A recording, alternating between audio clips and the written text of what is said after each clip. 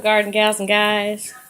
My husband refuses to have his face in the shot, so, and his little nose was just in it. I'll try to angle here. This is week 5 of No More Grocery Store.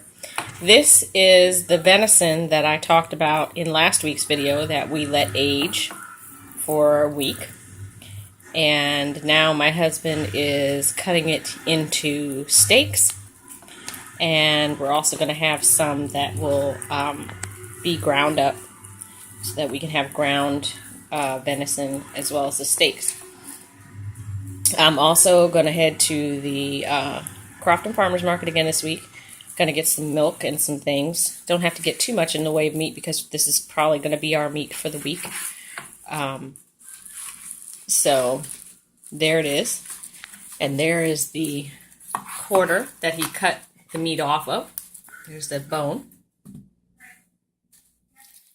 Cut along the top here and split the meat open, and then right in there is where there is a gland that you have to remove, because if you don't, it can foul the meat. So all of this here we're going to use for ground. I'm going to add some fat to that and make some ground venison. And then these are the steaks.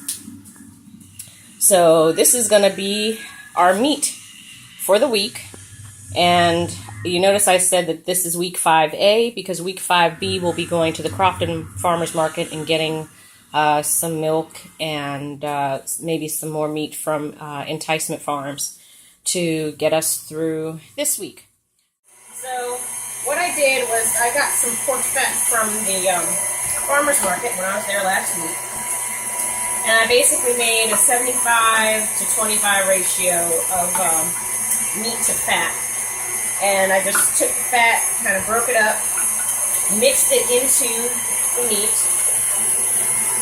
And then I am taking that then and putting it through the grinder.